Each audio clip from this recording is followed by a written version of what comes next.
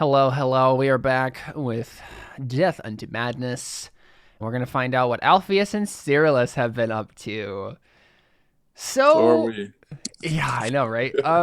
So this is the thing, right? Like you guys were caught up in this whole Titan thing and he's basically pointed you away from the Kyrides as like who's responsible for this. He basically said something along the lines of like, I think it is people within the Sinian government who are trying to make it look like it was the Kyrides. So we need to look at like corrupt politicians. Like we need to look at who would want this.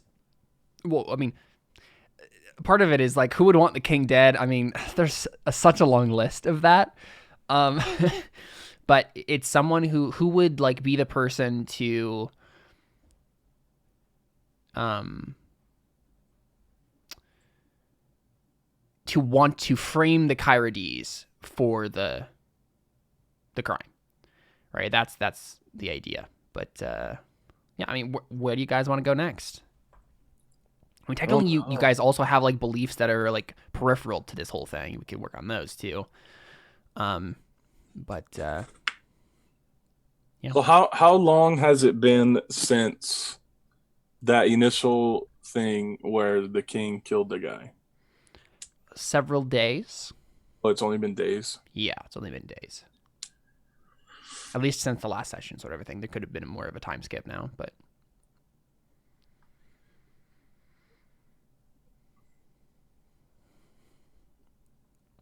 oh, Well, what I'm it gonna say so real quick. I'm gonna say that Searless, for your benefit, it's been about a week since that happened. So you are now down to Okay. 5 weeks on your recovery track here. Oh, the Lord. Yeah, I forgot about that. yeah, you got whiffed a bit there. so what did homeboy tell us? Um, who is he claiming is the He doesn't know. He was just saying basically like, I just came from Kyrides. They're not interested in overthrowing Sinia right now. They have their own stuff to worry about. Like we should focus on someone who wants to frame Kyrides, someone within the Sinian government. And so that's what he told who me. That's what he told. I mean, both of you are in the room, but yeah.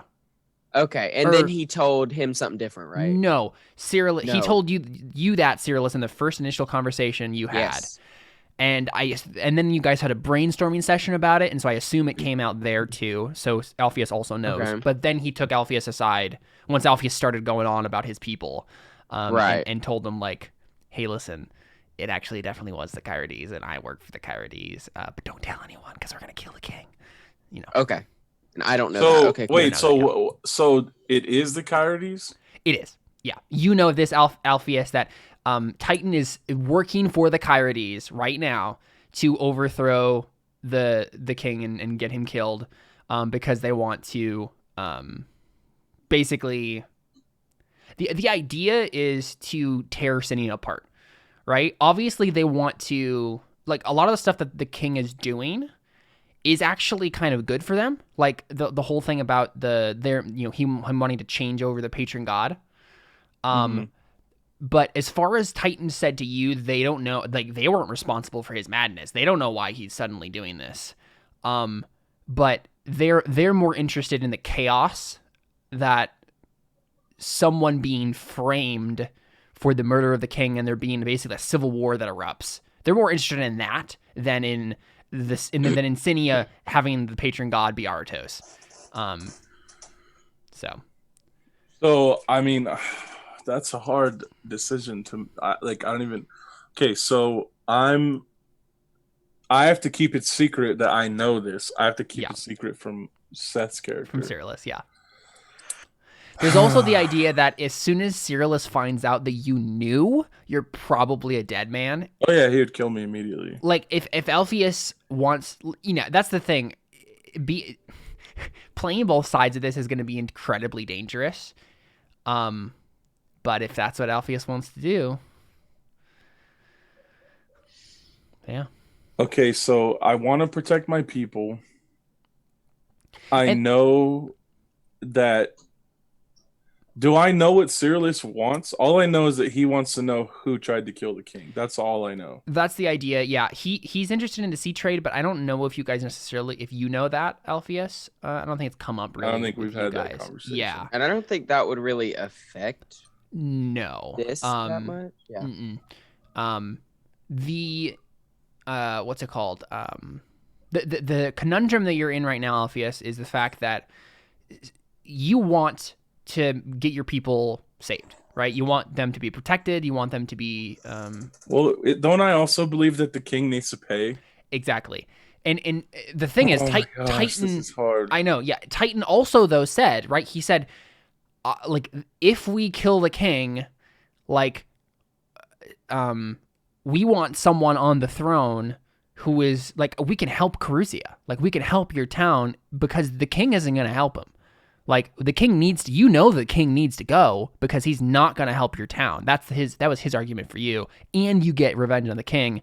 Cyrillus's pull, right? Like, if you want to help Cyrillus out, it's like, the idea would be you help the king and then be able to ask him a boon. Yeah, exactly. So why did it? That's the whole reason that I started to help Cyrillus. Exactly. Yeah. Okay, this is hard. Yeah, exactly. It's a bit of, it's definitely a moral dilemma for Alpheus. The only thing going like a little bit further from one of them is the fact that Titan is offering you revenge and to protect your people. Right? With Cyrillus, you don't get your revenge because Cyrillus is protecting the king. But so my belief says I will see that justice is done for what happened to my family. So that doesn't mean I have to get the king killed. Yes, but someone was responsible for what happened in your town. Justice for me could be, if I can make sure my people are protected from now on, that could be justice, right? No, that's not justice. That's right. That's just helping your town, right? Yeah. Justice is payback. Not payback, but like what was wrong is right again. Like what happened in the past to Carusia is righted in some way. And so if you decide the king is responsible for that, the only way you can get justice is probably through Titan, because Cyrillus is there's no way that Cyrillus' path is going to lead to that. But justice for you doesn't necessarily have to be the king dies. It could be, let's find out who was directly responsible for Carusia not being maintained. Was it the king or was it one of these politicians? And then they get justice, right? That could be one avenue with Cyrillus. Okay. So, man, me as a person I would want to tell Cyrillus, dude, this guy is a traitor. But I don't know if my character would. Yeah, we also have the point that at the very least last session, your character wasn't lying about not knowing, right? So I feel like you right now saying like I'm going to tell Cyrillus probably would be premature no matter what. Yeah, I know. I don't think he would. Yeah. But I would. Right.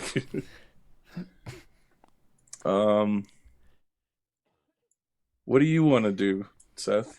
Yeah, I was just going to say, if Alpheus is still mulling this over, then I think we go back to Cyrillus with the investigation. Like, where's your next step? If Titan says the Kyries aren't to blame, it's someone within the Sinian government, where would you go from there? I might use Alpheus to start. I feel like I would want to look. What is Alpheus again in the government? He's like basically a town representative. Yeah. So yeah. Okay. The most minor position in the government basically is like the person in charge of, representing one of the outer villages. Mm-hmm. Well, I feel like I would want to, because I know he was in like meetings earlier. He was, yeah. And I assume that my character would know that those happen. Yep. So maybe I could would a meeting happen? And I can watch. Yeah, I mean, what would you want to gain from that? Like, what would be the idea? Like, just to observe and see if I think observe and check for some suspicious behavior. Okay. Yeah, sounds good. So maybe it's just like Alpheus, you go to the meeting that you would go to as a government official, and Cyrillus tagged along to like check out the peeps. Okay, so we know that there was like some sort of like legit thing going on earlier that you guys both skipped. Right? Like Alpheus, you got drunk instead of going to this meeting. I think it was like a general, like a normal, like political gathering to discuss policy or whatever. But one of the main things on the agenda was like figuring out how to manage the king situation with all the changes going on right now. There's a lot of talk about the sea trade because of the high priest change. And so I don't know. What do you think, Chad? What kind of meeting do you think this would be? Just a continuation of that? Is this just the next day, or the next time they get together for those meetings, or? Well, I'd assume that there's a reason, right? Like somebody had the last time it was called on purpose. Like, well, there's the thing. There's a difference between like the regularly scheduled things that they have to do to like manage the city, and then specific meetings called for specific purposes.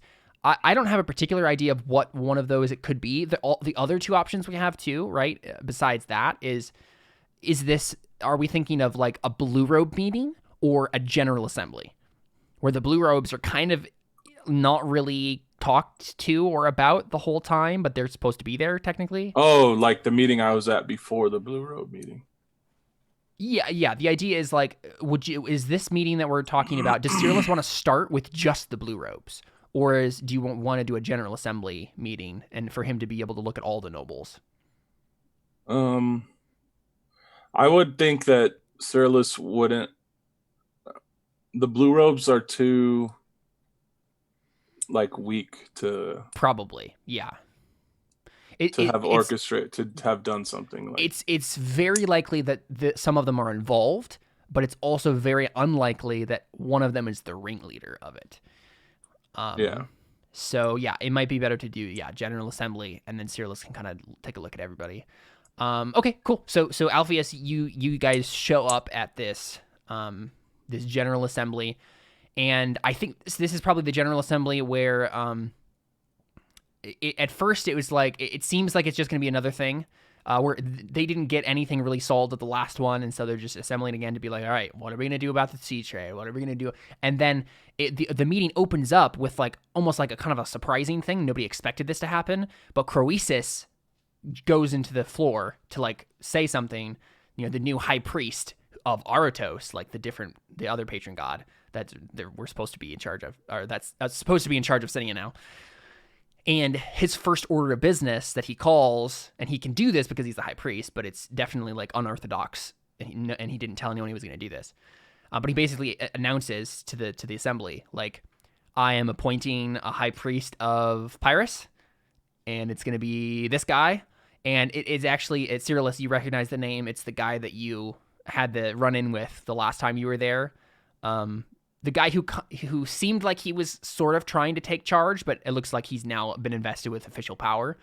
And that shocks everyone. I mean, that's like, oh, wait a second.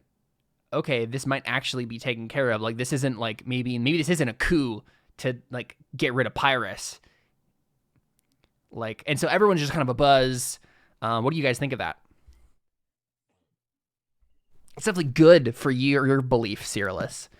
Right. I don't think I'd be upset.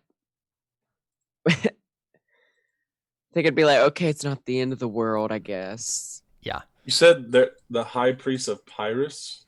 Yeah, that's the ocean god that was the patron god of Sinia. And now the king was like, there's only one god, and he's Aratos. So get with the program. But now this guy's saying there's two, basically. Yeah. That's the thing. The king is the only one who's been talking about monotheism, and he's only been doing it like randomly and not in any he hasn't been like trying to enforce it necessarily. He's just in his mind. He's like, oh, Aratos is the guy, and so he promoted Croesus to be the high priest of the city, but Croesus is still part of the polytheistic system that this city is a part of, and so he's like, all right, I gotta make sure that the priest of this temple gets taken care of and they do their jobs and stuff. I think it's sketchy. Oh yeah, something definitely went on here. You don't know what? Because it seems like, it really makes the king look even more crazy. Yeah, it's like this is all really Because inconsistent. he just came out and said there's only one God, and then the guy he made high priest comes out and says, and again, no. he's never actually said that exact term. He's just it's been an implicit thing, right? He just keeps talking about Aratos as if he is the only God. Oh, God. He calls him just God. He just calls him God. Yeah, exactly. Yeah. So he's never come out and said, there's only one God and it's Aratos, everyone needs to worship him. It's just been this weird thing where it's like everyone's like confused as to why he's talking like that. But yes, I mean, that's how the meeting opens. Do you do anything in particular about that? Or do you just kind of like continue on with the assembly and then Cyrillus tries to do his thing? I don't think I would do anything right now. I don't know. Yeah. I think, honestly, I still need to... I feel like I would go somewhere to... I don't know. I think Alpheus is... As Alpheus, like, I'm worried about getting killed because I know... Oh, yeah. I know. You're in a very dangerous position now. Alpheus is probably looking around at every politician in the place being like, if any one of them knew, like, I'd probably be executed. Like... Yeah, that's... So I don't know what... I feel like he would be doing something... I don't know. This is really, really hard. Yeah, so one option, just to, like, do something, you know... In this sort of assembly situation, I think we've established that a lot of like minor politicking happens. So if Alpheus wanted to, he could go talk to a politician and try to like make some sort of deal, some sort of alliance, get some sort of information, do some sort of politicking of some sort. It just depends on what kind of thing you want. So I mean, let's look at your beliefs, right? Like, the two ones you're like working on right now is making sure that the working class needs to be guaranteed protection from outside militaries and seeing that justice is done for what happened to your family. Do you want to pursue any of those? Here's something that... So, knowing that... What's his name? The triple spy? Oh, Titan. Triple agent, yeah. Knowing what Titan told me, I think I would be worried that if the country is thrown into chaos, then my people will get harmed. Yeah, probably. But Titan's argument is like whoever takes over is going to be better, like no matter who it is. But I mean, but how do I know that? I don't know. No, it's totally true. Alpheus isn't dumb, right? So he would be thinking through all of these possibilities, and it's definitely one possibility. You know what I want to do? I want to talk to somebody else in the government and ask them like, what do they know about Kyrides and how they rule and the type of people they are, like. Yeah, Even though that might be, they're probably like, why is he asking me about that? I mean, probably the person you would talk to about that is Malekith. He's the merchant prince, like in charge of the sea trade, and so he would definitely know about the Kyrides. I mean, you remember he had that painting of the symbol of Pyrrhus, you know, in the Kyrides fashion in his study. So like he knows about them for sure. He's a perusor of the culture. So Pyrrhus is the god that Sinia worships too? Yeah. So basically the two gods that we know of so far in this like political thing is Pyrrhus, the god of the ocean, who was Sinia's patron god before the king decided that he wasn't and killed the high priest of Pyrrhus. And then Aratos is the patron god of Kyrides, who's the god of like fertility, war, and rulership or something like that. And he's like He's the patron god of Kyrides, and now is kind of like taken over Sinia too, apparently. So I think I think I want to find out why. So basically, I could find out if I can find out, I can confirm what Titan told me is true by I want to find out why they appointed this guy as the high priest of Pyrus. Why the king appointed Croesus? I'm confused. So the king of Sinia, the Yes. city that you're from and are currently in, he killed the high priest of Pyrus at the beginning of the campaign. Pyrus. Yep. And then appointed a new high priest, the priest of Aratos, which is not what you're supposed to do. Like this is the Aratos is the god of Kyrides. Of Kyrides, yes. And technically, and when did the king get attacked? Shortly after this, yeah. Because that doesn't make any sense. Why would he? And that's one of the things that would Titan he explained to you. That's actually one of the things that Titan explained to you. Oh, he did? It wasn't like they don't know why.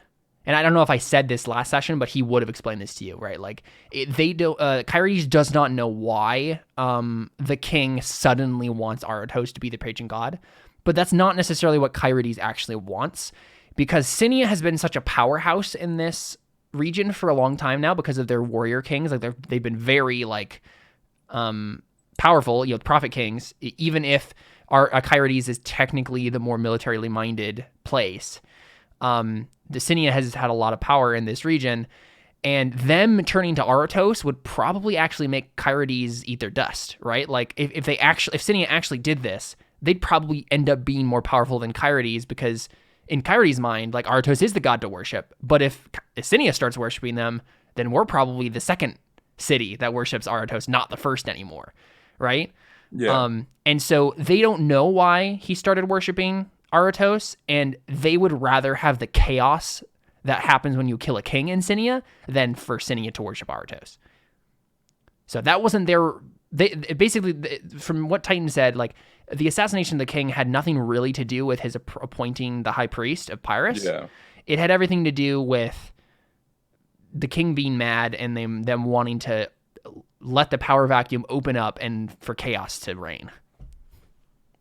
Because they know he's crazy too. Yeah, exactly.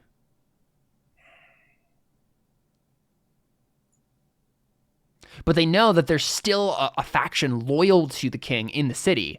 And if they play their cards right and get the king killed and blame it on someone who doesn't like the king, then the royal guard, any of the nobles who are still allies of the king, will go berserk, and there will be a civil war. I know what I need to find out. I need to find out if Kyrides, if I can be confident that Kyrides' leadership would be better than the way things are now. Certainly, yeah.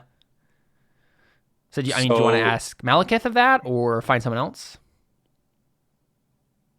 Yeah, but whoever I tell, you could talk to. Do I trust Malekith enough to tell him, like, here's what Titan told me? Who, man, I don't know. I mean, Malekith, and he knew your father really well.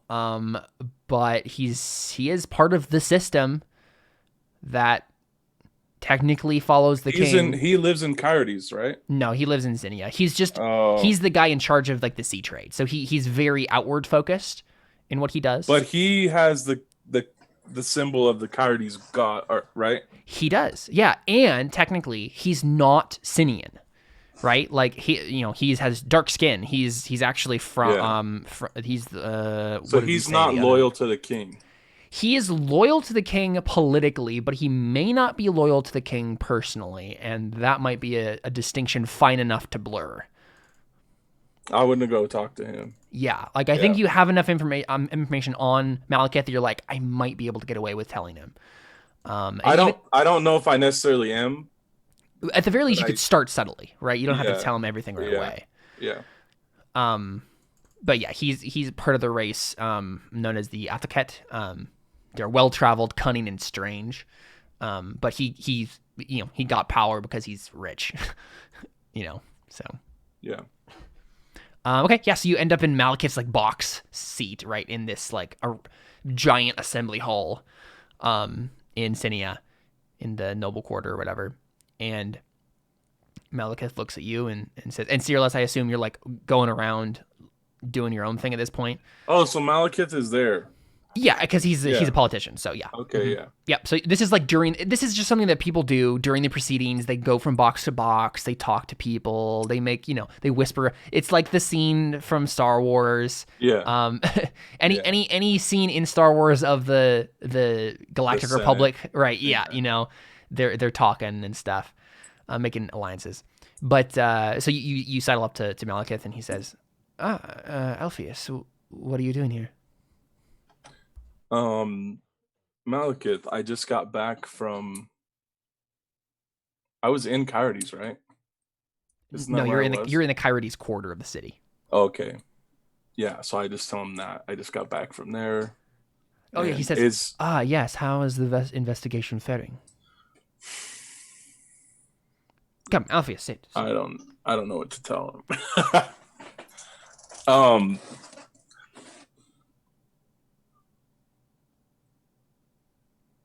What do I tell him?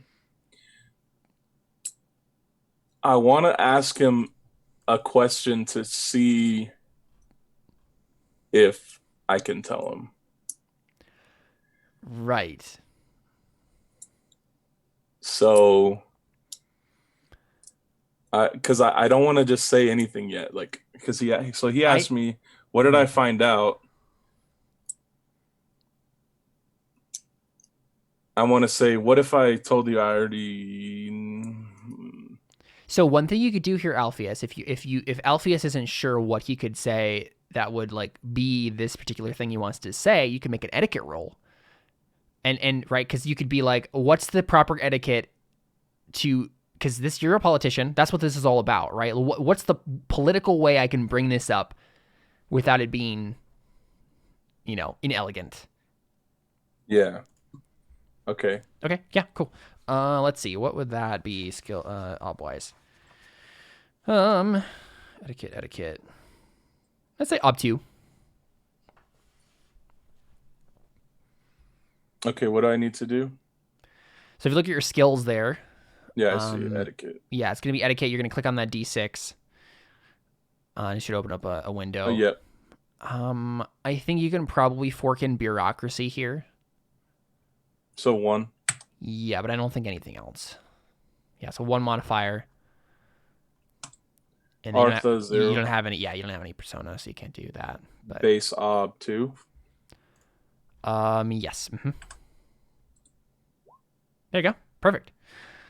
Yeah. So I think probably it would be something along the lines of.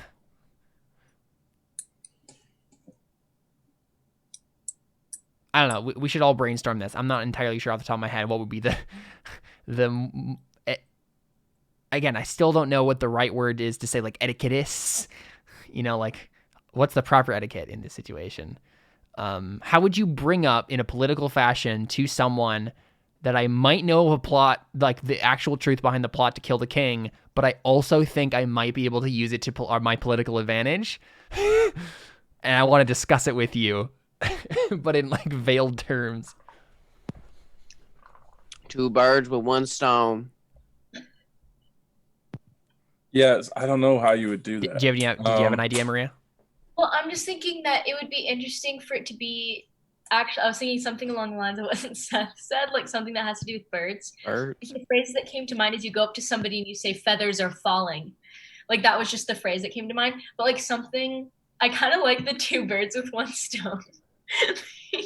But like saying some opening phrase like that, that way you wouldn't be in trouble, and there could be like a response that you give that's like, I don't want to hear it, I don't want to get involved, and I'll forget that this happened, that you even meant. That's good.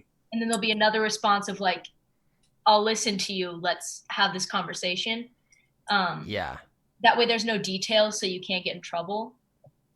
Yeah, I like the idea of it being like something along the lines of, you walk up to him and you say, he asks like, how is the investigation going? And you say like, I may have found a couple of dropped feathers.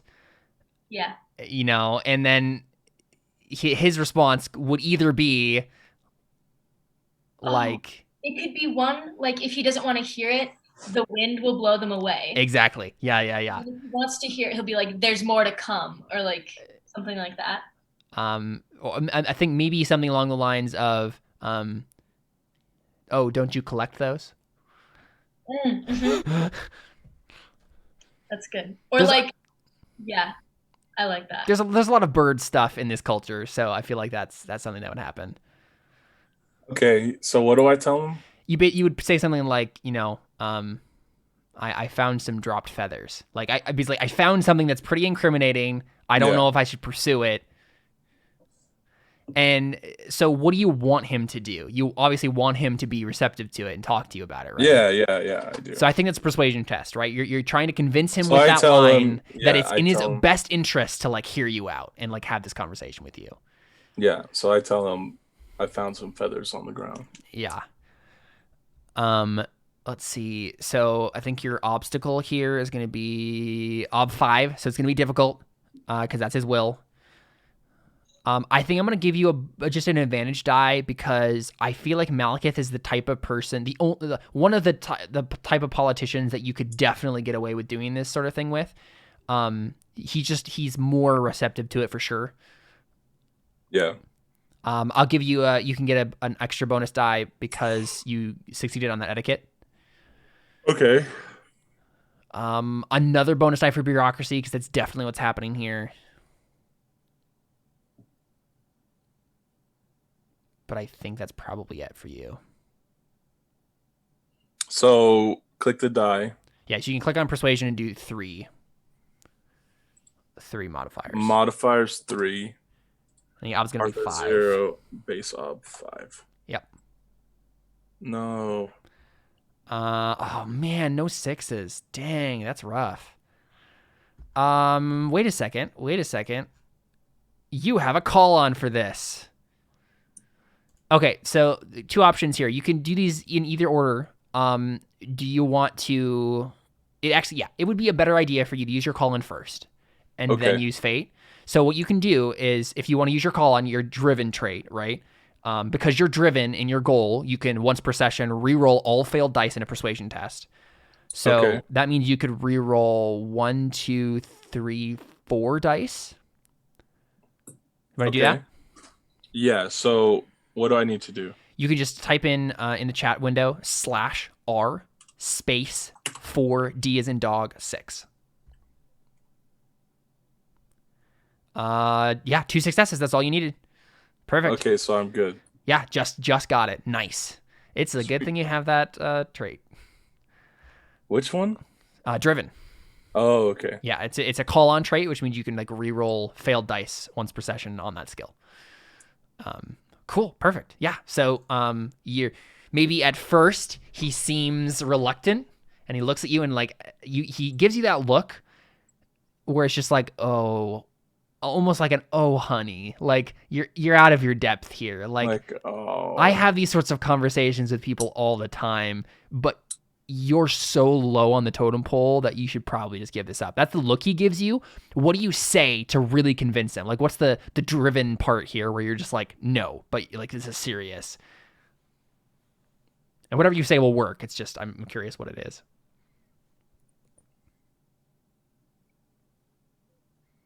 I think I would just tell him, I think I would say the entire sea trade could be disrupted. It could, right? If the city goes into chaos because of what's going to happen. And that's what he cares about, right? Mm-hmm. Maybe because we're using like these veiled terms, maybe you say something like, the feathers were from a seabird. Right? Yeah. Like, and so you're that's like, yeah, this has to do with you, buddy, sort of a thing. Okay. Yeah. So he looks at you and he says, well, did you pick them up? Did you collect them? I hear you into that sort of odd curio. Yes, I did. So now we're good. Now what? Yeah, Can I and just tell him, or do we go Alpheus somewhere? just kind of sits down next to Malekith, right? And then Malekith, you guys start having the conversation. So what do you actually like explain to him then? So I tell him, I know. I just straight up tell him, Kyrides is behind the attack on the king, and Yeah, he raises one eyebrow. And they want to kill him in order to take over the city with their own people, put their own people in power. And I don't know what to do with this information. Yeah. What would Malekith say? Let me take a look at his trade situation here. Interesting.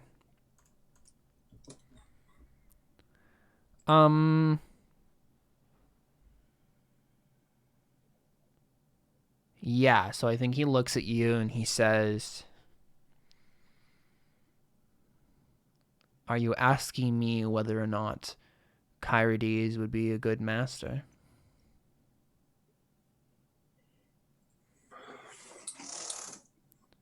Yeah. Things are very bad under Thestios. You're wondering if things might be better elsewhere. Well, what do you think, Malekith? I trust your judgment. Yeah, he seems to think for a second, and then he says, I have traded with the Kyrides for many years before I even became the Minister of Trade in Sinia, and I can tell you one thing. The Kyrides are ambitious. Sinia has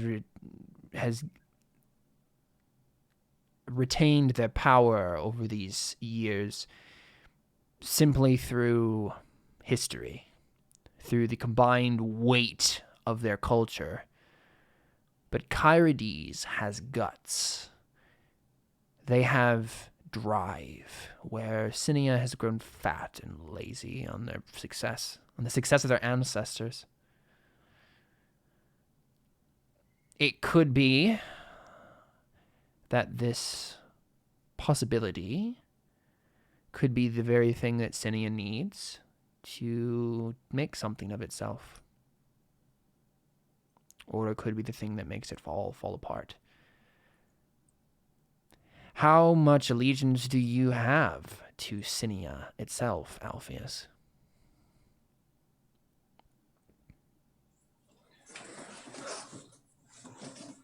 So Sinia is the whole country, right? So, yeah, it's a city-state with like outlying villages that like give it food and stuff. Yeah. So I'm gonna say So is Kyrides. it's the same. Yeah, they're both setup. city-states with villages. I'm gonna say I have allegiance to whoever will treat my people the way they deserve to be treated. So if Sinia would do that under the Kyrides, then I would put my trust in Sinia. As it stands, Sinia hasn't done anything for us, for my people. And I don't know whose fault that is. I tend to blame the king himself, but it's possible that someone else is responsible. But either way, Sinia has not treated us well. And so he looks at you and he says, so the question you have to answer, Alpheus, is do you think Caruzia will be better off without Sinia's protection? Obviously, they have been faring poorly and have been raided and so on, as you've told me, and as your father dealt with. They've had this problem for many years now, and it's only grown worse. The issue is maybe there is a a dam that is in place. And maybe if that dam is broken, Carusia will be overrun. Maybe the Jagadi aren't bringing their full numbers because they still fear Sinia. And if Sinia's power is broken, maybe it will only get worse for your people. You have to decide whether or not that's worth the risk. You also have to decide whether or not you, Alpheus, are going to try to gain power in what remains of Sinia if it falls. Are you driven and ambitious enough, Alpheus, to make peace for your people? Or are you just hoping that Sinia's fall? I would do what I needed to do. In a power vacuum, I would definitely. Basically, yeah, he's trying to get you to kind of like think through, like, are you driven enough and you have the guts to step in and do what's necessary to make sure that Carusia is safe after this, or are you just hoping you don't want to have to do anything at all, and then Carusia will magically get better because he's saying like that's not what's going to happen, Alpheus. So, but basically, yeah. So he's saying like if you think that you have what it takes to make something of that situation, then go for it. Otherwise, you probably just want to make sure that Sinia doesn't fall. Yeah, so I would go for it. Okay. I'm gonna go for it. I don't know how. I don't know what. So basically, I need to talk to Titan, right? Yeah. Yeah. So we see you walk away from that conversation with a new drive. Like, all right, it's time to overthrow the king, and then we have obviously cut to Cyrillus, who has the complete opposite mindset. Cyrillus, what are you up to during this whole proceeding? What's your particular goal? So people are they're talking like privately with each other, right? A lot of them. Yeah, basically the idea is there's someone on the floor speaking about one policy or another, and it will rotate and whatnot. But in between those things, and a lot of times during, people will have private conversations. They'll go from box to box or seat to seat and like whisper to each other about particular alliances. Most of the politicking doesn't happen on the floor; it happens in the box seats and stuff. Okay. So I think. Yeah. Problem is Cyrillus doesn't have a good like stealthy or anything like that. So it's not like you could like interfere in those conversations unless you wanted to. I mean, Titan's in your retainer right now. You could have him sneak around and learn some information. I probably would have him do that. Okay. So where would you send him particularly? Or would you not send him anywhere particularly? Just to like go around. I wouldn't send him to Alpheus, I don't think. I mean, I assume that conversation, like, we wouldn't even mess him with that anyway. No, I wouldn't think so. Yeah, it just would be very interesting if you had. Yeah, because it kind of just happened, and then well, Titan definitely wouldn't tell you what went down there, right? Even if you did, but yeah. Because Titan has a lot of skills at his disposal for this sort of stuff. Mm-hmm. And this is the thing: as long as you're on the trail of like which politician could be against the king, Titan's actually going to help you. Like it's not like he's going to try to foil your plan. He wants you to blame one of these politicians. So right. Well, and isn't it still possible that the Coyotes have people in this Sinian government that are helping definitely them? True. Mm-hmm. Yeah. So like he could.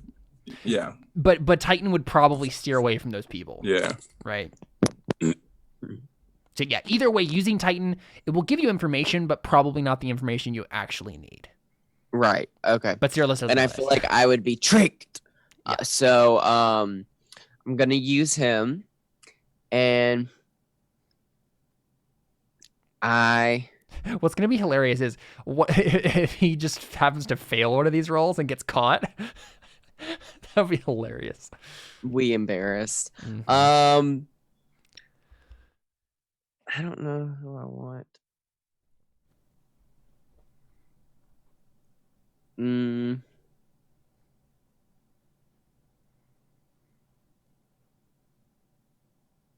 So the leads that you have so far, right, is that there's according to Titan, there's one politician or another is probably behind this in some way, shape, or form. They probably want to blame the Coyotes for it.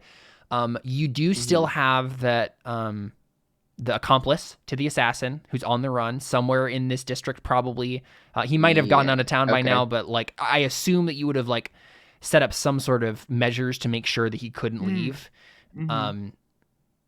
So you're probably have a tight lid on that at least. So, I mean, yeah, you could send Titan to try to figure out where the accomplice is. That sounds great. Yeah. Okay, so now the question is, does Titan actually...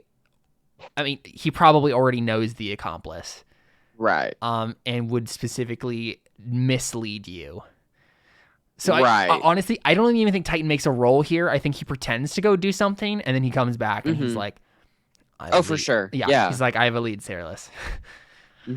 And I think he brings you to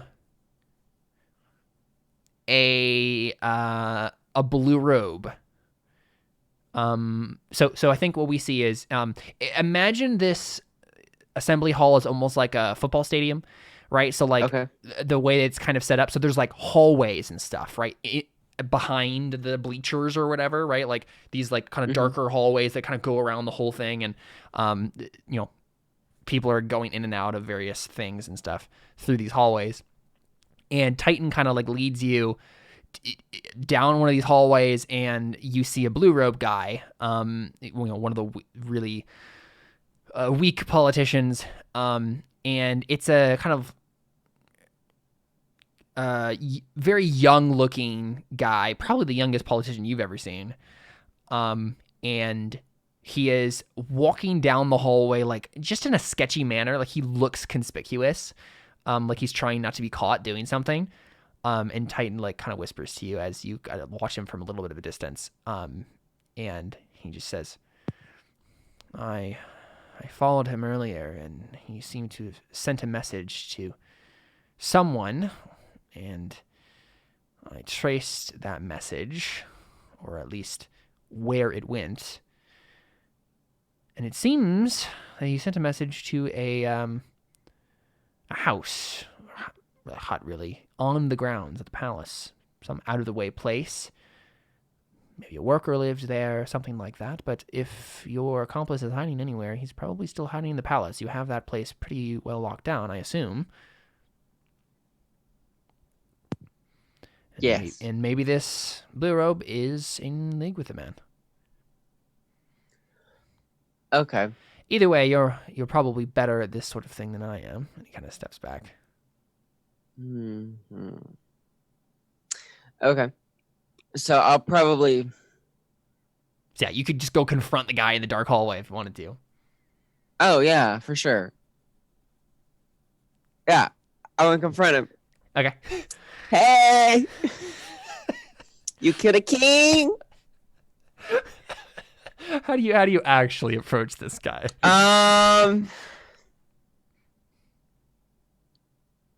Walk very I'm just fast. imagining Chris Evans going like, "Hey, you killed the king." I'll probably like power walk to him with like confidence, be like, I need to talk to you. Yeah. Or something like that. Yeah. And he looks back, and do you want me to just make an intimidation roll for him to like just stop, like, and actually let you? Yeah. Okay. Let you come up to him.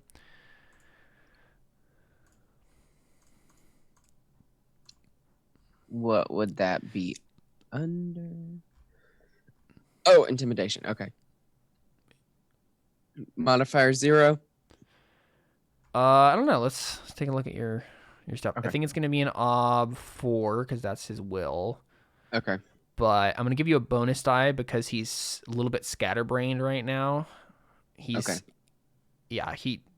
He's has the constitution of a bunny rabbit. So, what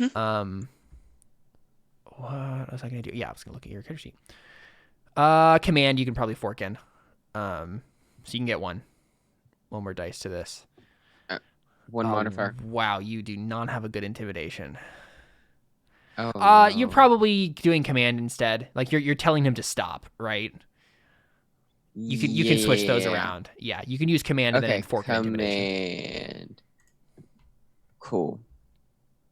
Artha 0. Base ob, you said 4? Yep. Okay. And there you go. Oh, it worked for once in my life. Yeah. Mark that difficult on command, though I guess you don't really need it. You need routines. Okay, yeah, so he freezes and turns around. And says, what can I do for you? I have some questions for you. Now I have to figure out what those questions are. Yeah, so basically, he's being suspicious. He sent a message to some house on the grounds, probably where some servant lives or something. But yeah, it seems very suspicious. Because in theory, there's no real reason why a blue robe should be talking to any of the servants. Okay, so it's like, tell me about these messages you've been sending to the servants. Do you have any on you? Because if you do, I'd like to see them. Yeah, so it's like, I don't know what you're talking about. And he's obviously like lying. I mean, well, okay. So really? Actually, wait a second. I think he actually has this skill, so I should at least let him roll. I don't think he has a very good falsehood, but I believe he does have it. Okay. So his response will probably be a little bit more convincing if he actually succeeds. Yeah, he has a 2 in falsehood. We'll see how this goes. Why is this being weird? That's so strange. Let's see. Yeah, basically just falsehood. What's your will? My will is 4. Perfect. That was an impossible roll for him. Yeah. So he reacts exactly as I just described. Okay. Does he have a bag? Yeah. He has like a man satchel. Show me the bag. Open it up. Yeah. He almost throws it at you. He's like, okay, all right. Just don't hurt me. Thank you. So I searched the bag. Yeah, so I think you don't find any like incriminating letters or whatever. Okay.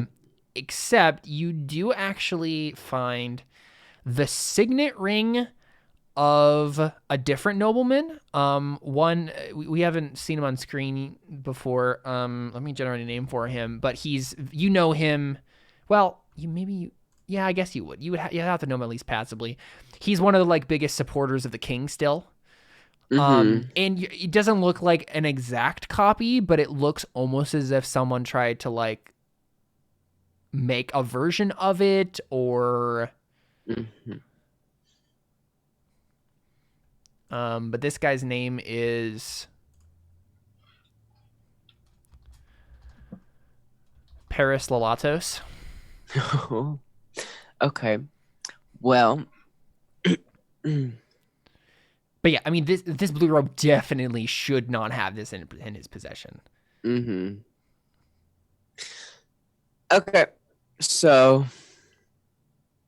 it's like, oh, I guess we have. What I was am gonna say, saying? you know what? Like he would it would have to actually be like the real ring. There would be no reason to carry around a fake signet ring. It would either be like a mold of what the signet itself, or it would have the actual ring on him. And so he has that. He has the actual there's only one of these, and it's like the house symbol of Lalatos, and he has it. Okay. It's like I'm gonna ask him why he has the ring. And he can't give you an answer. He's just muttering, stuttering over himself, almost crying at this point. It's really pathetic. I think. Can I just like arrest him? Oh yeah. Oh, for sure. Like you have every reason to arrest this guy. I arrest him. Yeah. He's just blubbering and crying. So, I mean, is this like the scene where you go and like torture him and interrogate him or whatever? I don't think he has the mental fortitude. I feel like he needs to take a chill pill and you just like lock him up somewhere for a little while. Yeah. Until he kind of regains his composure. But I obviously want to go talk to what's his name? This signet ring. Paris? Yes. Yeah, Lord Lalatos. Okay, yeah, cool. So, and I think probably the like I know we've talked a little bit about like the titles and stuff for these people. Mm-hmm. I think if I haven't said it before specifically, I think like the normal title for like a lord is probably something along the lines of like literally translated your high-mindedness, right? Because the men are very like intellectual. That's kind of like their thing, and the women are like bird focused. So yeah, I think what you would be saying is like your Lalatos, your high-mindedness. Like, I found this. So you just explain to him, like, I found this on like a random blue robe guy. Do you know anything about this? Like, has it been missing? Yeah. Okay. Yeah. Cool.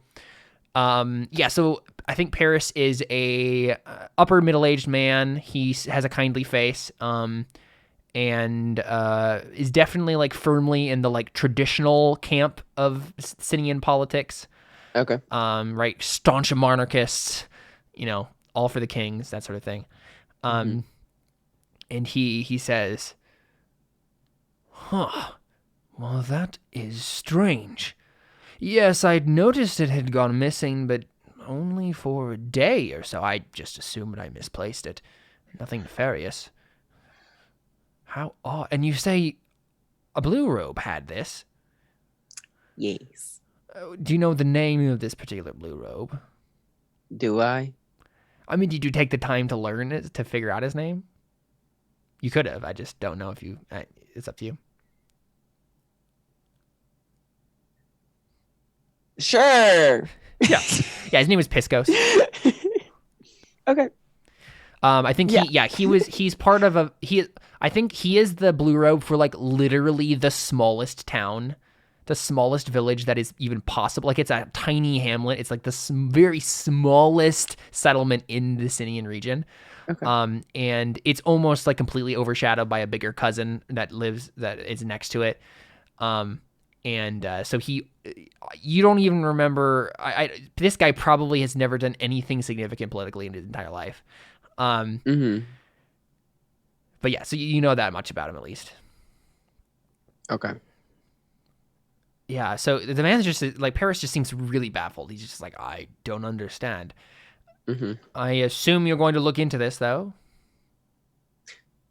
Yes, I will. Since you don't know anything. Yeah, I think he looks at you and he says, this is a grave crime indeed, Cyrillus. Or soldier. He probably just says soldier. A grave crime indeed, soldier. I want this Piscos brought to justice by any means necessary. Yes, sir. I'm on it. Good. Yeah, so, I mean, what do you want to do? Is this literally, like, time to, like, interrogate torture time? I guess. Okay, yeah. I mean, so do you confer with Titan at any point during any of this?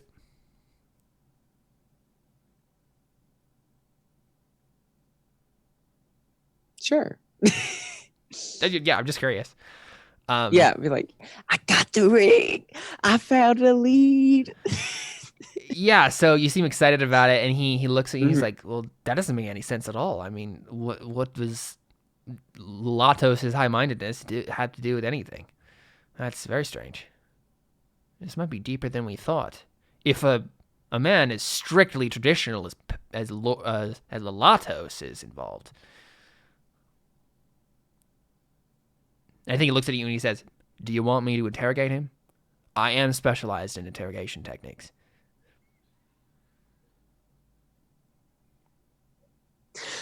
We're interrogating the guy who's locked up. Piscos. Yeah, the blue robe. Yes. Yeah, he wasn't saying I want to go interrogate the nobleman. Yeah, I'm gonna go torture him in a dark room. We'll find out. We'll find this out. Yeah. So what I love about this whole situation is, so Titan has the skill torture, right? Oh God. The fun thing about the skill torture in Burning Wheel, like actual torture, you don't actually get a lot of useful information out of people that you torture. But you really, it's really easy to, it's very useful to break down someone's will and get them to do anything you want them to do. Oh. And so the skill as listed in here is, this is the unsavory skill of inducing pain in a victim in order to have the victim acquiesce to demands or reveal information. To use the skill, the torturer must state exactly what he wishes the victim to submit to or reveal. He does not ask a question of his victim. So what Titan is going to do is break down Piscos' will so he admits to harboring the fugitive and that Lelatos is in on it. Like, Titan's just going to break down the guy and make him confess to the thing he wants him to confess to. So this is going to be played. Exactly. You're getting so played. It's going to be awesome. It's totally possible you could totally fail this though. So let's see. Torture. Obstacle is equal to the victim's will or fort, whichever is higher. Piscos has a will of 4, so that's what we're going to do that on. So just a note, Alpheus, this is the one blue robe that like looked sympathetic at you and at that first meeting. Oh. Yeah, it's that guy, yeah. Ooh. Who's basically like a lackey of the guy who didn't like you. Okay, so he's going to roll torture. Let's see. He has so many skills that can help him with this. Oh my God. He's going to fork in brawling because he's going to beat him up. Inflicting pain. He's going to do...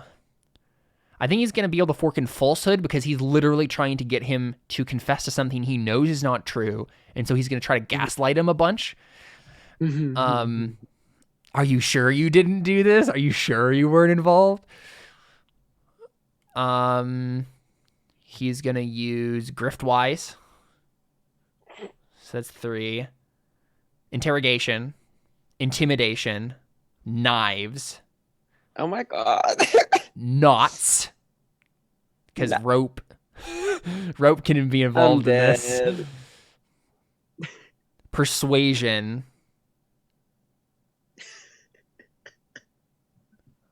What else?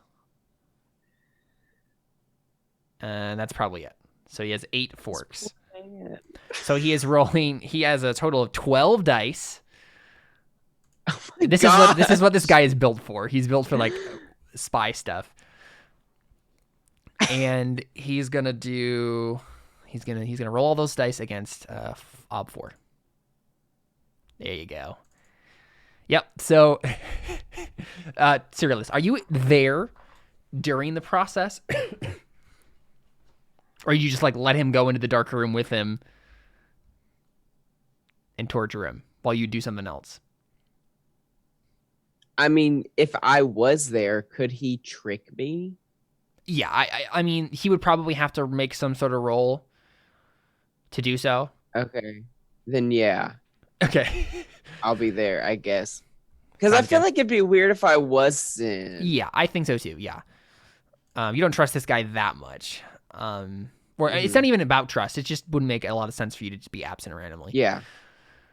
Okay, so he's doing falsehood basically to convince you that what he's doing isn't totally gaslighting this guy. Mm-hmm. Which gives him 6 dice. Automatically, he's gonna fork in Griftwise.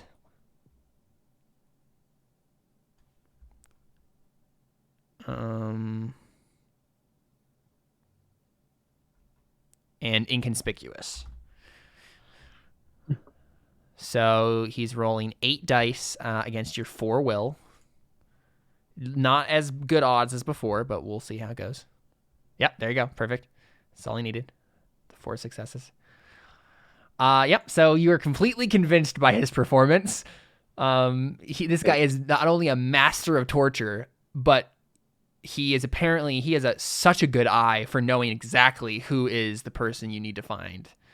So eventually Pisco totally breaks down, confesses to everything, and basically says, like, yeah, his high-mindedness, Lord Lelatos, he has been secretly working against the king the entire time. Please, I told you everything I know. Just stop hurting me, right? Like it's that sort of thing. Mm-hmm. And so basically the idea is like, he's like, I found the accomplice. You know, I was sending messages to the accomplice, and he says like, he's staying with this woman that I knew before, and you know, like she's hiding him, and tells you where it is, and then says like I was gonna use the signet ring to, like, you know, and he starts to, I think he reveals probably I mean, obviously he's just said Lelatos is in on it with him, right? Like they work, they're working together on this, and so he was like, you know, I was supposed to make a copy of this and then spread it around so that our other agents could use it, sort of a thing, right? To like forge documents and make a whole big thing. And that part of it just seems a little weird to you. You're not entirely sure about that bit, but he seems, I mean, he's at the end of his wits, basically. So he's like, told you everything he knows. See, I mean, Cyrillus might have a little weird feeling about that part, but like, it seems convincing to you because of the way that it's all presented. So yeah, I mean, it's up to you, Cyrillus. Are you gonna like go find the accomplice first, burst in, and just demand that Lord Lelatos get arrested? Like, what is this gonna look like? I think I would go look for the accomplice. Yeah, it's probably a good idea. So I think we see, is this Cyrillus just with a bunch of soldiers just bursting in? Of course. Okay, perfect. He doesn't have any finesse. What do you want this to look like? Is this you like saying like get down on the ground and like arrest people, or is this just taking them out? Like search the whole place, like turn over everything until you find the accomplice and then murder him. Or no, I mean, or arrest. capture, yeah, probably arrest. Capture. Okay, so I guess the distinction is, do you want to, is this bursting in and tossing the place around, or is this like a burst in and then you demand answers from the woman? Demand.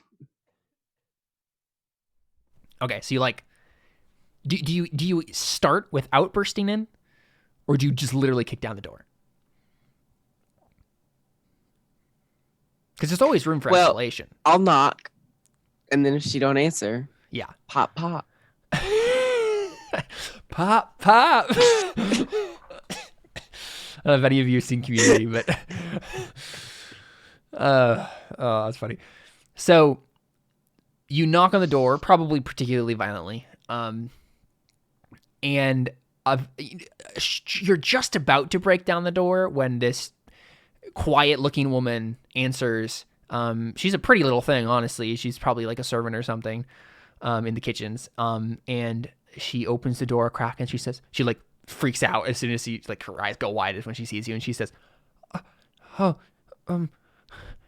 my lord, what is it? I'm sorry. What?" She's just very flustered.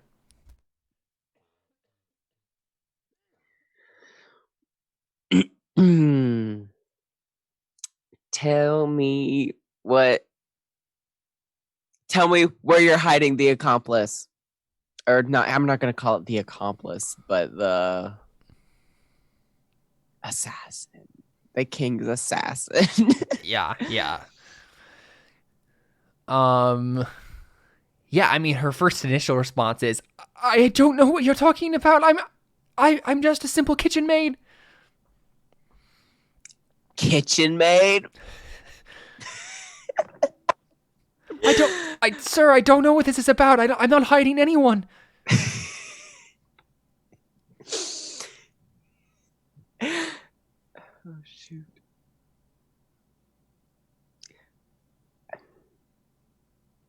I'm gonna come in and I'm gonna look myself.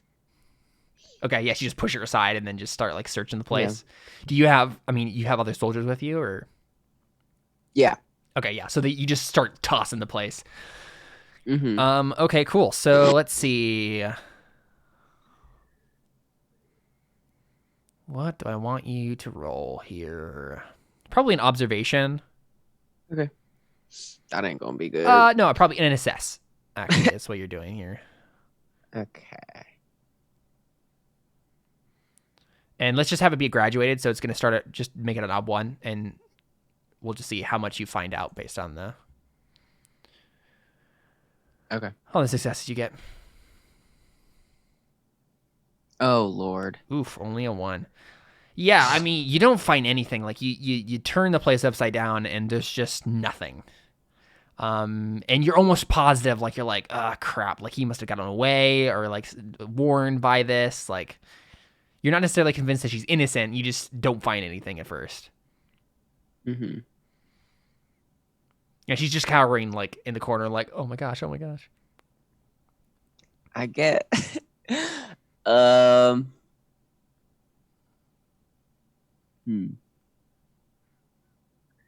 guess since I don't find anything, I'll be like, we've got our eyes on you as we leave. You can make a roll towards her. You haven't done that yet, right? You would try to like command her or intimidate her to do something. Oh, sure. Hey, you still have that avenue open. Cool. Yeah. I mean, what do you want to say?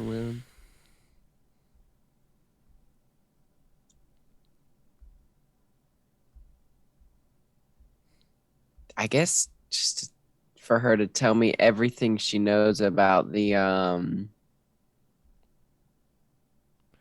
Do you mention like Piscos at all? Sure. Sounds great. Be like, like, yeah, I probably would. Like, we found this out from Piscos, and like, like, him, like, tell us what you know, sort of a thing. Okay, yeah. I mean, that's probably like a command, right? You're just like, tell us what we know, or what we want to know. I'm in charge. Yeah, so you can do that, and then it's gonna be an op 3. You can fork an intimidation, like usual. Good old charming Cyrillus. Command. Using his only 2 social skills, commanding people or intimidating them. So modifier 1, right? Yes. Mm-hmm. Op 3. And then op 4. You 3. said 4? Just 3. Yeah. Okay. Oops. Oof. Oh, rough. no. You can spend a fate to reroll one of those. Might as well. Yeah. So then what do I do? Just /R space 1d6. You just need a success. Nope. Oh no. Okay. Yeah, so let's see. What does this look like? You can also mark, well, you don't need any difficult on command anymore. Just mark that fate you spent in command in that bubble that has a 2 next to it. Yeah, make that a 3 and then make your fate bubble there 5. Because you, yeah, and do that. And then, yeah, so you fail to, she doesn't, let's see. This poor lady. Yeah, I know, seriously. I think she literally just says to you, like, I can't betray him. Please, just kill me. And she literally is just like, I won't say anything. You'll have to kill me. She looks like has a little bit of a fire in her eyes as she like is sobbing. Oh my gosh, I'm stressed. Arrest it is. Just gonna arrest her? Yeah. Okay. So I think we saw before when you. I'm a jerk, but I'm not a killer. Yeah, not yet. Anyway, I'll break you down. We saw before, right? After you grabbed Piscos, we just saw this scene where you just like threw him in a cell and shut the door, and then we just see the same exact shot, right? Except you throw this lady into the second prison cell, like right next to him, and then just slam the door. So yeah, I mean, now the question is, do you go after Lalatos, or... So far you have no concrete evidence. You just have the the word of a tortured noble politician.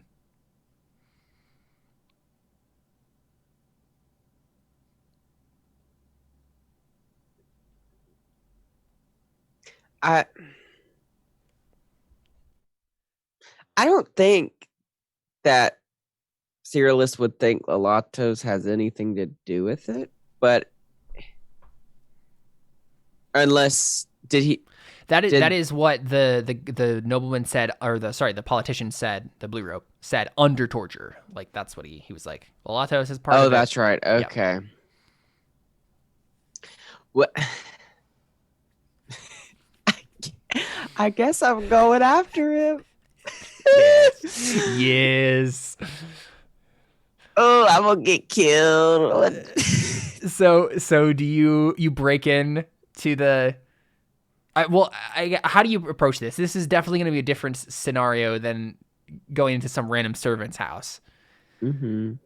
So is this just maybe you just like go back and pay him a visit like you did before? Yeah. Okay, and he lets you in because you talked to him before and you were fine. Mm-hmm.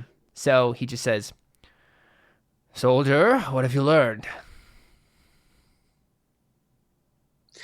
What? Okay, so what did the guy tell me about Lalatos? Basically, that he was working with them to hide the accomplice and eventually kill the king, because he wants to take over. Okay, because I think the thing that he basically ended up saying, Piscos, was because he's the least likely to have done this, he's the person who could actually get away with it. Mm-hmm. Lalatos, on the outside, you say that you're a big supporter of the king and the monarchy. But is that true? How do you really feel? He frowns and he says, "I am not sure what you're implying, soldier. I am an absolutely loyal subject to my king." Well,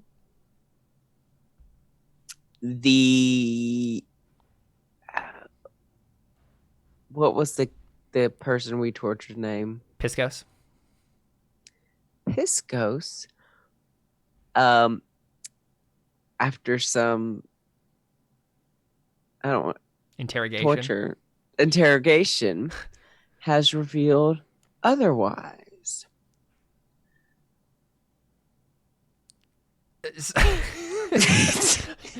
What do you want him to? How do you want him to respond to that? Good question.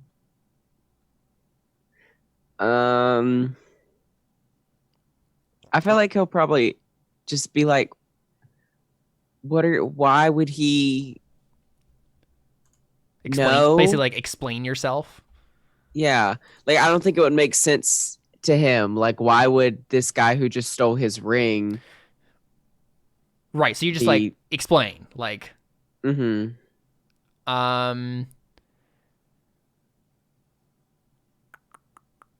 Yeah, I think he's frowning deeper and deeper, and he just says, "I do not have to explain anything to you, soldier." And you could roll command or something to make him. Yeah. Might as well try. Okay, yeah. So you're okay. I have authority. You need to tell me everything you know. Okay, this is another command roll. You can fork an intimidation, obviously, but it's gonna be an ob 5. Oh no! Bad news. Okay, this ain't gonna work. Nope. Yeah, you literally didn't even have enough dice. You could spend a fate and have to get 2 6s in a row and then a success. Hey, I'm feeling lucky. Just kidding. No, I'm not. I mean, you also do have 5 fate. Yeah, I'm gonna do. Wait, is it R//? /R. /R. Okay. 1d6. Mm-hmm. Nope. Not even another success. Yeah, so he literally is just staring at you and he says, "How dare you?" How dare you even suggest such a thing to me? I will have your head for this. Oh my gosh! Ah! And he literally tells you to leave immediately, or he's gonna call the guards on you, like his own guard. But I am a guard. Like his personal. Okay, I guess I get up out of there because I ain't trying to die today. Yeah, and so that's gonna come back, and there's gonna be repercussions for that. But for now, I think Seerless is like, I don't know what to believe anymore. I don't know what's going on. Yeah. So real quick, just to end this, Alpheus, what would be your next step? Would you go to Titan and tell him like, hey, I'm on board, and like, what do we do? You're muted. Yes. Yeah. Okay. So let's say like this is after Titan's talked to Seerless and done all the interrogation and stuff. Like you asked to like talk to him, and you guys are. It doesn't really necessarily matter where, but he. What do you say exactly? Just like, I'm on board. Yeah, I tell him I'm in. Let's do this. Yeah. So he looks at you and he smiles and he says, "Oh, Alpheus, this is going to be so much fun." And then he kills me. No. No. And I think we could probably just end there. I just wanted to get that like last shot of like Alpheus is on board, Titan's like, yeah, let's do this, and then I can figure out what he wants you to do next time. Cool. Basically, I mean, he's gonna bring you on board with this thing he's messing with Seerless now. And basically, you guys are both gonna be working to basically get Seerless like in huge trouble. Oh man, I like Seerless. I know you do. And honestly, he might know that, so maybe he doesn't do something different. I'll have to think about it. But yeah, he's gonna have you start to work with him on this. So, awesome, cool. Let's do beliefs and instincts and get some Artha here and make sure all the characters have their Artha down. Let's start with you, Alpheus. Oh, excuse me. Beliefs and instincts. Yeah.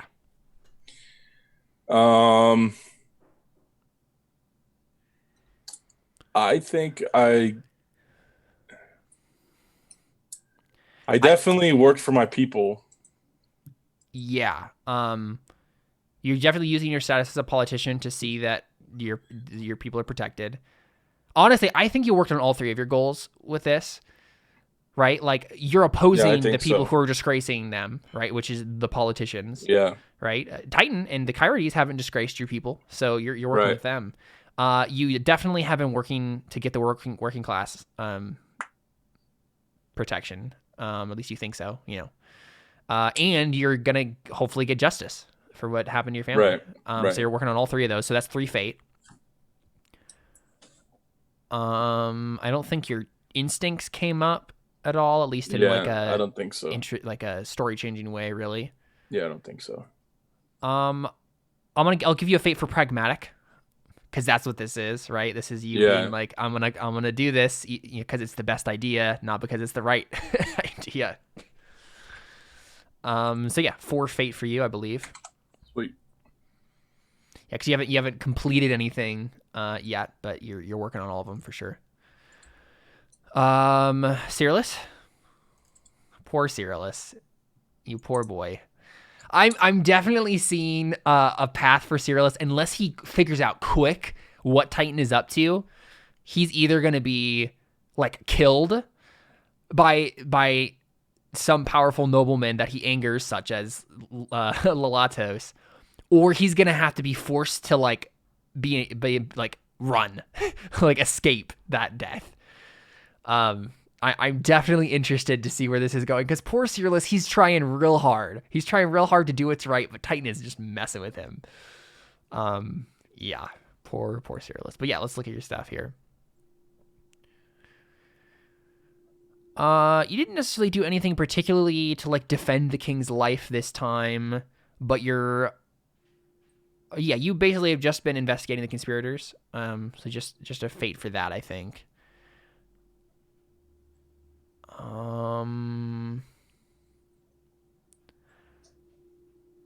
I feel like your instinct, if someone other than a royal blood works in politics that will question everything they say, kind of came in a weird reverse way. Like that's the reason that you believe that you would even begin to believe that Lalatos could be a bad guy, right? Or that Piscos is telling the truth about this whole big conspiracy, right? It's your belief that only the royal blood is good that like would lead you to like buy Titan's lie that like the politicians are behind it and like they want him gone, right? So I think I'll give you a fate for that because that's complicating your life. And then I'll give you a fate for veneer of obedience because again, like you're obedient.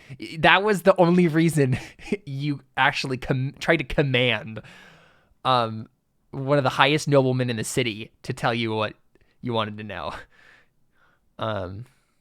Yeah. So that is, I believe 3 fate for you, sir. You're muted if you're trying to say anything, actually, but. Perfect. Yeah. That's what I said. There you go. That's all I needed to know. Ophelia. Good old Ophelia. Let's take a look at your stuff, shall we? Yes. You made contact with Avra and tried to convince her to, well, you worked on starting that process of convincing her to take her fate into your hands, so you can get a fate for that. You didn't work with Althea this time. You made pains to avoid the king, so I'll give you a fate for that. And you're working on recruiting Avra too, so I think I'll give you a fate for that as well. Right? That's part of this whole big thing is you eventually want Avra to join your weird dead god cult. Yeah. So that's 3. I'm going to give you a fate for always collect raven feathers and black orchids because of that really cool reveal we got that it was because you were looking at that black orchid that Avra almost drowned. That was just a really fun piece to see. So that's what? 1, 2, 3, 4. Mm-hmm. Do I get anything for the slight knife fidget? It didn't change anything particularly. So I think like the moment where you get into a situation where like you're in a tense situation and you're surrounded by guards and someone mentions your mother and you still fidget with your knife and all the guards are like, "What are you doing?" and then like attack you. Like that'll be the point where you get like a fate for that. Okay. Something like that. But I think I'll give you another fate for loner because that was the reason you acted so weird with Avra the whole time, right? Yeah. Is because you're just not used to people. So I believe that's 5 fate for you. Mm-hmm. So there you go. And then Avra.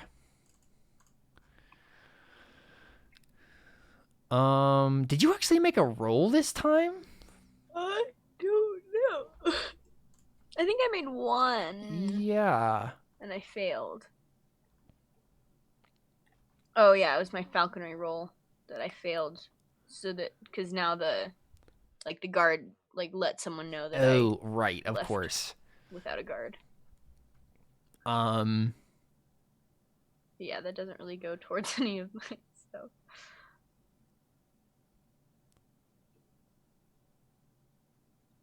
I'm going to give you a fate towards, I believe I can be an accomplished falconer. I will impress the noble courts, right? That was you attempting to be good with your falconry. Right. And you failed, but you still get a fate for it because you tried. But yeah, I think that's probably it for you. Yeah. Yeah. Just 1 fate. This is an Avra light session, but she got connected with Ophelia, which was cool, so. Awesome. There you go. That was a great session of Death Unto Madness. We had a lot of really cool character moments. I'm so pumped that Alpheus is on board with this assassination plot. Definitely about that. Ophelia trying to tell her sister that she loves her is amazing. Our poor boy Cyrillus. He's trying to be a good boy, and he is just getting screwed over at every turn. But hopefully we can turn things around for him. It was just so sad that like Alpheus had to turn on him because that was the only thing he really had going for him right before this was he had an ally, and now all of his allies are actually against him secretly. But The other shoe that is sucks. I know. The other shoe is definitely going to drop really soon here with Cyrillus, and he's going to be forced to like double down or change, right?